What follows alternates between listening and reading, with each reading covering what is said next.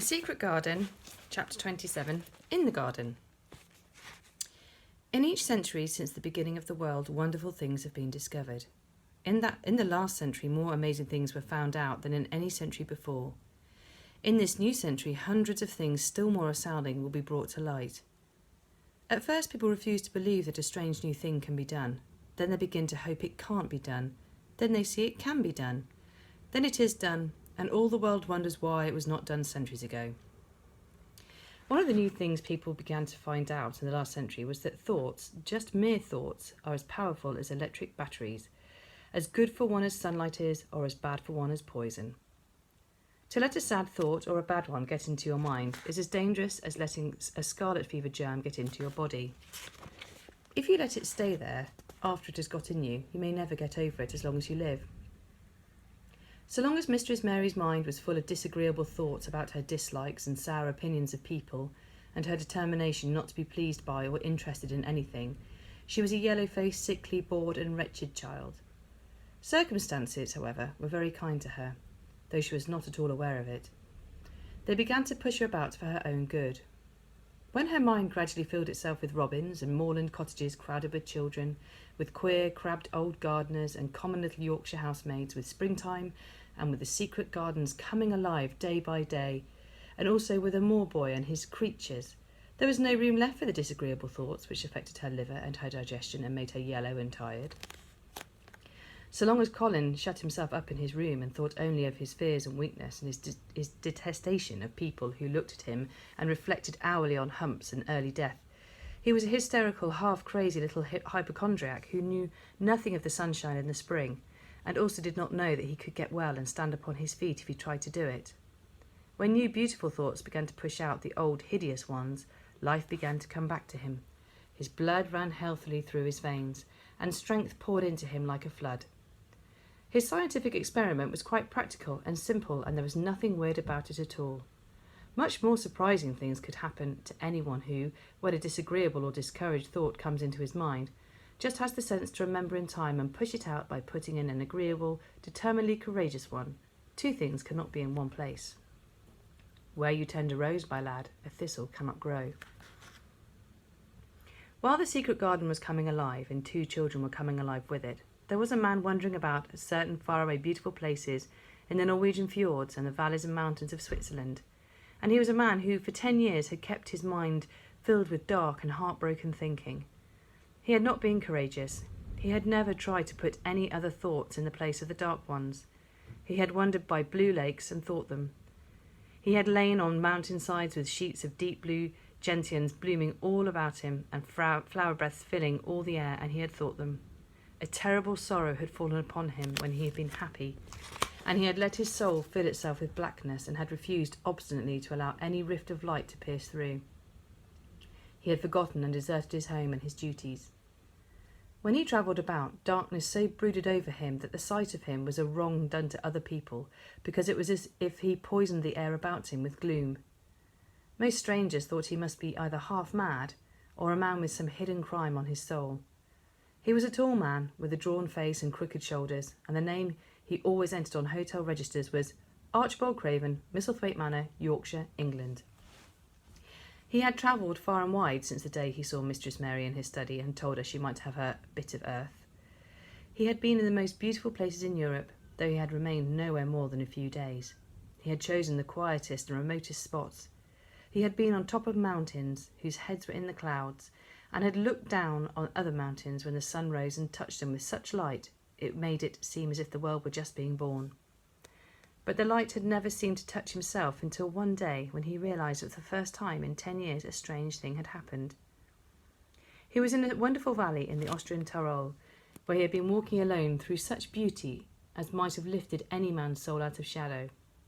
He had walked a long way, and it had not lifted his. But at last he had felt tired and had thrown himself down to rest on a carpet of moss by a stream. It was a clear little stream which ran quite merrily along on its narrow way through the luscious damp greenness. Sometimes it made a sound rather like very low laughter as it bubbled over and round stones. He saw birds come and dip their heads to drink it in, and then flick their wings and fly away. It seemed like a thing alive, and yet its tiny voice made the stillness seem deeper. The valley was very, very still. As he sat gazing into the clear running of water, Archibald Craven gradually felt his mind and body both grow quiet as the valley itself. He wondered if he were going to sleep, but he was not. He sat and gazed at the sunlit water, and his eyes began to see things growing at its edge. There was one lovely mass of blue forget-me-nots growing so close to the stream that its leaves were wet, and at these he found himself looking as he remembered he had looked at such things years ago. He was actually thinking tenderly how lovely it was, and what wonders of blue its hundreds of little blossoms were. He did not know that just that simple thought was slowly filling his mind, filling and filling it until other things were softly pushed aside. It was as if a sweet, clear spring had begun to rise in a stagnant pool, and had risen and risen until at last it swept the dark water away. But of course he did not think of this himself. He only knew that the valley seemed to grow quieter and quieter as he sat and stared at the bright, delicate blueness. He did not know how long he sat there or what was happening to him, but at last he moved as if he were awakening, and he slowly got up and stood on the moss carpet, drawing a long, deep, soft breath and wondering at himself. Something seemed to have been unbound and released in him very quietly. "What is it?" he said, almost in a whisper, and he passed his hand over his forehead. "I almost feel as if I'm alive." I do not know enough about the wonderfulness of undiscovered things to be able to explain how this had happened to him. Neither does anyone else yet. He did not understand at all himself, but he remembered this strange hour months afterwards when he was at Misselthwaite again, and he found out quite by accident that on this very day Colin had cried out as he went into the secret garden, "I am going to live for ever and ever and ever." The singular calmness remained with him the rest of the evening, and he slept a new, reposeful sleep, but it was not with him very long. He did not know that it could be kept. By the next night he had opened the doors wide to his dark thoughts, and they had come trooping and rushing back. He left the valley and went on his wandering way again, but strange as it seemed to him, there were minutes, sometimes half hours, when without his knowing why, the black burden seemed to lift itself again, and he knew he was a living man and not a dead one. Slowly, slowly, for no reason that he knew of, he was coming alive with the garden. As the golden summer changed into the deeper golden autumn, he went to the Lake of Como. There he found the loveliness of a dream. He spent his days upon the crystal blueness of the lake, or he walked back into the soft, thick verdure of the hills and tramped until he was tired so that he might sleep. But by this time he had begun to sleep better, he knew, and his dreams had ceased to be a terror to him. Perhaps, he thought, my body is growing stronger. It was going stronger, but because of the rare, peaceful hours when his thoughts were changed, his soul was slowly growing stronger too. He began to think of Misselthwaite and wonder if he should not go home. Now and then he wondered vaguely about his boy, and asked himself what he should feel when he went and stood by the carved four-poster bed again and looked down at the sharply chiselled ivory-white face while it slept, and the black lashes rimmed so startlingly the closed-shut eyes. He shrank from it. One marvel of a day, he had walked so far that when he returned the moon was high and full, and all the world was purple shadow and silver. The stillness of lake and shore and wood was so wonderful that he did not want to go into the villa he lived in. He walked down to a little bowed terrace at the water's edge and sat upon a seat and breathed in all the heavenly scents of the night. He felt the strange calmness stealing over him, and it grew deeper and deeper until he fell asleep. He did not know when he fell asleep, and when he began to dream, his dream was so real that he did not feel as if he were dreaming. He remembered afterwards how intensely wide awake and alert he had been, that he had thought he was. He had thought that, as he sat and breathed in the scent of the late roses and listened to the lapping of the water at his feet, he heard a voice calling. It was sweet and clear and happy and far, far away. It seemed very far, but he heard it as distinctly as if it had been by his side. "Archie, Archie, Archie," it said, and then again, sweeter and clearer than before. "Archie, Archie." He thought he sprang to his feet, not even startled. It was such a real voice, and it seemed so natural that he should hear it. "Lilias, Lilias," he answered. "Lilias, where are you?" "In the garden," it came back like a sound from a golden flute. "In the garden." And then the dream ended, but he did not awaken. He slept soundly and sweetly all through the lovely night. When he did awake at last, it was a brilliant morning, and a servant was staring at him. He was an Italian servant, and was accustomed, as all the servants of the villa were, to accept him without question any strange thing his foreign master might do. No one ever knew when he would go out or come in, or where he would choose to sleep, or if he would roam about the garden or lie in the boat on the lake all night. The man held a salver with some letters on it, and he waited quietly until Mr. Craven took them. When he had gone away, Mr. Craven sat a few moments holding them in his hand and looking at the lake. His strange calm was still upon him, and something more, a lightness, as if the cruel thing which had been done had not happened as he thought, as if something had changed. He was remembering the dream, the real dream. "In the garden," he said, wondering at himself. "In the garden. But the door is locked and the key is buried deep." When he glanced at the letters a few minutes later, he saw that the one lying at the top of the rest was an English letter and came from Yorkshire. It was directed in a plain woman's hand, but it was not a hand he knew.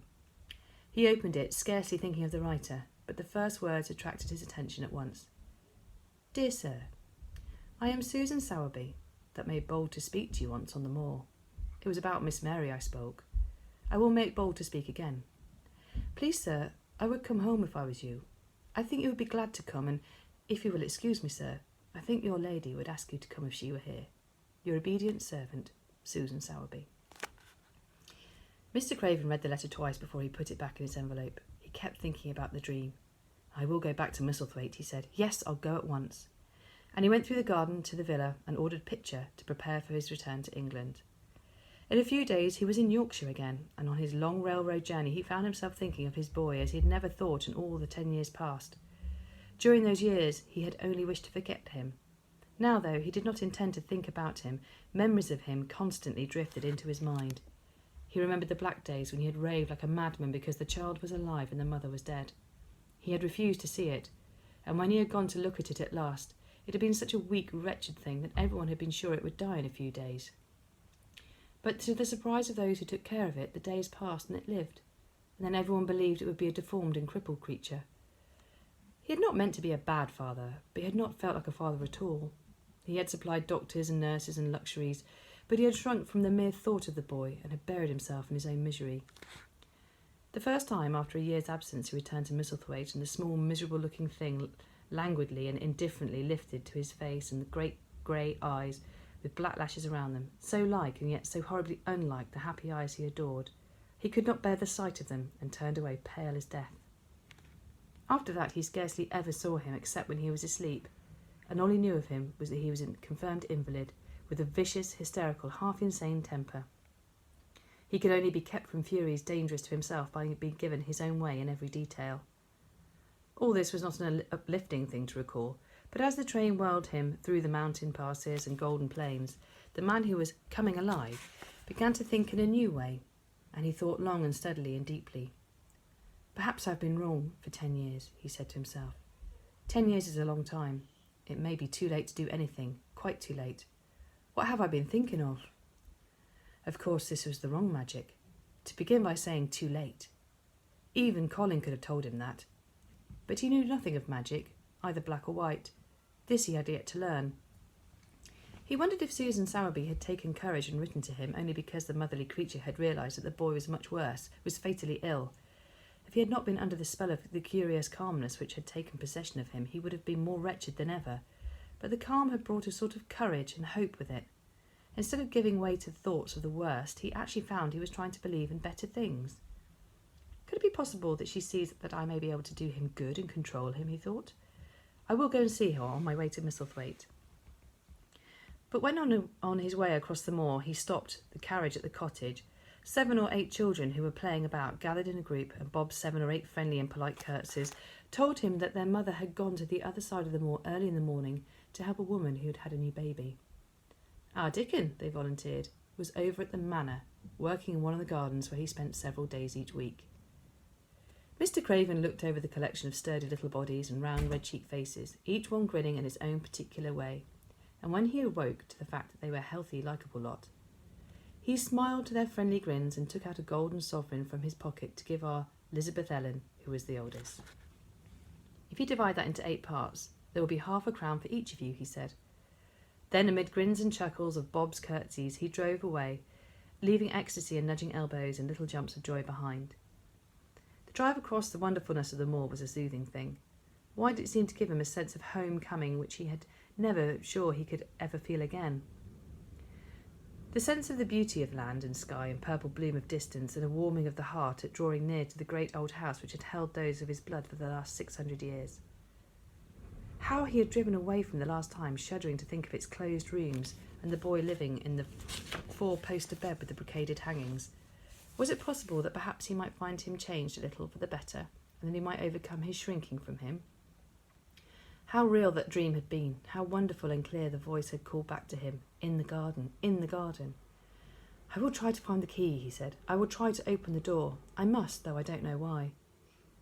When he arrived at the manor, the servants who received him with the usual ceremony noticed that he looked better, and that he did not go to the remote rooms where he usually lived, attended by Pitcher. He went into the library and sent for Mrs. Medlock. She came to him somewhat excited and curious and flustered. "How is Master Colin, Medlock?" he inquired. "Well, sir," Mrs. Medlock answered, he's different, in a manner of speaking." "Worse?" he suggested. Mrs. Medlock really was flushed. "Well, you see, sir," she tried to explain, "neither Dr. Craven nor the nurse nor me can exactly make him out." "Why is that?" "To tell the truth, sir, Master Colin might be better, and he might be changing for the worse. His appetite, sir, is past understanding, and his ways—" "Has he become more peculiar?" her master asked, knitting his eyebrows together. "That's it, sir. He is growing very peculiar. When you compare him with what he used to be like, he used to eat nothing, and then he began to eat something enormous, and then he stopped again all at once, and the meals were just sent back just as they used to be. He never knew, sir, perhaps, that out of doors he never would let himself be taken. The things we've gone through to get him to go out in his chair would leave a body trembling like a leaf. He'd throw himself into such a state that Dr. Craven said he couldn't be responsible for forcing him. Well, sir, just without warning, not long after one of his worst tantrums, he suddenly insisted on being taken out every day by Miss Mary and Susan Sowerby's boy Dickon that could push his chair. He took a fancy to both Miss Mary and Dickon brought his tame animals, and, if you'll credit it, sir, out of doors he will stay from morning until night." "How does he look?" was the next question. "If he took his food natural, sir, you'd think he was putting on flesh, but we're afraid it may be a sort of bloat. He laughs sometimes in a queer way when he's alone with Miss Mary. He never used to laugh at all. Dr. Craven is coming to see you at once, if you'll allow him. He was never as puzzled in his life." "Where's Master Colin now?" Mr. Craven asked. "In the garden, sir. He's always in the garden, though not a human creature is allowed to go near for fear they look at him." Mr. Craven scarcely heard her last words. "In the garden," he said, and after he had sent Mrs. Medlock away, he stood and repeated again and again, "In the garden." He had to make an effort to bring himself back to the place he was standing in, and when he felt he was on earth again, he turned and went out of the room. He took his way, as Mary had done, through the door in the shrubbery and among the laurels and the fountain beds. The fountain was playing now, and was encircled by beds of brilliant autumn flowers. He crossed the lawn and turned into the long walk by the ivied walls. He did not walk quickly, but slowly, and his eyes were on the path. He felt as if he were being drawn back to the place he had so long forsaken, and he did not know why. As he drew near to it, his step became still more slow. He knew where the door was, even though the ivy hung over it, but he did not exactly know where it lay, that buried key. So he stopped and stood still, looking about him, and almost the moment after he paused and started, he listened, asking himself if he were walking in a dream. The ivy hung thick over the door. The key was buried under the shrubs. No human being had passed that portal for 10 lonely years, and yet inside the garden there were sounds. There were sounds of running, scuffling feet seeming to chase round and round under the trees. They were the strange sounds of lowered, suppressed voices, exclamations and smothered, joyous cries. It seemed actually like the laughter of young things, the uncontrollable laughter of children who were trying not to be heard, but who in a moment or so, as their excitement mounted, would burst forth. What in heaven's name was he dreaming of? What in heaven's name did he hear? Was he losing his reason and thinking he heard things which were not for human ears? Was it that the far, clear voice had meant? And then the moment came, the uncontrollable moment when the sounds forgot to hush themselves. The feet ran faster and faster. They were nearing the garden door. There was a quick, strong, young breathing and a wild outbreak of laughing shouts which could not be contained. And the door in the wall was flung wide open, the sheet of ivy swinging back, and a boy burst through it at full speed and, without seeing the outsider, dashed almost into his arms. Mr. Craven had extended them just in time to save himself from falling as a result of his unseeing dash against him, and when he held him away to look at him in amazement at his being there, he truly gasped for breath. He was a tall and handsome one. He was glowing with life, and his running had sent splendid colour leaping to his face. He drew the thick hair back from his forehead and lifted the pair of strained grey eyes, eyes full of boyish laughter and rimmed with black lashes like a fringe. It was the eyes that made Mr. Craven gasp for breath. "Who? What? Who?" he stammered. This was not what Colin had expected. This was not what he had planned. He had never thought of such a meeting. And yet to come dashing out, winning a race, perhaps it was even better. He drew himself up to his very tallest. Mary, who had been running with him and had dashed through the door too, believed that he managed to make himself look taller than he had ever looked before, inches taller. "Father," he said, "I'm Colin. You can't believe it. I can scarcely believe it myself. I'm Colin." Like Mrs. Medlock, he did not understand what his father meant when he said hurriedly, "In the garden, in the garden." "Yes," hurried on Colin. "It was the garden that did it, and Mary and Dickon and the creatures and the magic. No one knows. We kept it to tell you when you came. I am well. I can beat Mary in a race. I'm going to be an athlete." He said it all so like a healthy boy, his face flushed, his words tumbling over each other in his eagerness, that Mrs. Craven's soul shook with unbelieving joy. Colin put out his hand and laid it on his father's arm. "Aren't you glad, Father?" he ended. "Aren't you glad? I'm going to live for ever and ever and ever." Mr. Craven put his hands on both the boy's shoulders and held him still. He knew he dared not even try to speak for a moment. "Take me into the garden, my boy," he said at last, "and tell me all about it." And so they led him in. The place was a wilderness of autumn gold and purple and violet and flaming scarlet, and on every side were sheaves of late lilies standing together, lilies which were white or white and ruby. He remembered well, when the first of them had been planted, that just at this season of the year their late glories should reveal themselves. Late roses climbed and hung and clustered, and the sunshine deepening the hue of the yellowing trees made one feel that one stood in an empowered temple of gold. The newcomer stood silent, just as the children had done when they came into its greyness. He looked round and round. "I thought it would be dead," he said.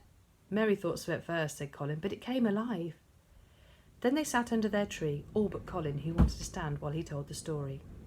It was the strangest thing he had ever heard, Archibald Craven thought, as it was poured forth in headlong boy fashion.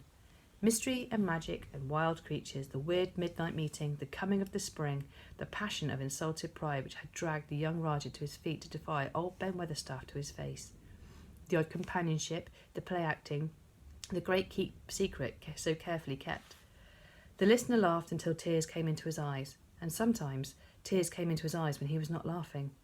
The athlete, the lecturer, the scientific discoverer was laughable, lovable, healthy young human being. "Now," he said at the end of the story, "it need not be a secret any more. I dare say it will frighten them nearly into fits when they see me. But I'm never going to get into the chair again. I shall walk back with you, Father, to the house." Ben Weatherstaff's duty rarely took him away from the gardens, but on this occasion he made an excuse to carry some vegetables to the kitchen, and being invited into the servants' hall by Mrs. Medlock to drink a glass of beer, he was on the spot, as he'd hoped to be, when the most dramatic event Misselthwaite Manor had seen during the present generation actually took place. One of the windows looking upon the courtyard gave also a glimpse of the lawn. Mrs. Medlock, knowing Ben had come from the gardens, hoped that he might have caught sight of his master, and even by chance of his meeting with Master Colin. "Did you see either of them, Weatherstaff?" she asked. Ben took his beer mug from his mouth and wiped his lips with the back of his hand. "Aye, that I did," he answered with a shrewdly significant air. "Both of them?" suggested Mrs. Medlock. "Both of them," returned Ben Weatherstaff. "Thank you kindly, ma'am. I could sup up another mug of it." "Together?" said Mrs. Medlock, hastily overfilling his beer mug in her excitement. "Together, ma'am," and Ben gulped down half of his new mug in one gulp. "Where is Master Colin? How did he look? What did they say to each other?" "I didn't hear that," said Ben, "along only being on the step-ladder overlooking the wall. But I'll tell you this. There's been goings-on outside as you house people knows nought about, and what they'll find out soon." And it was not 2 minutes before he swallowed the last of his beer and waved his mug solemnly towards the window which took in through the shrubbery a piece of the lawn.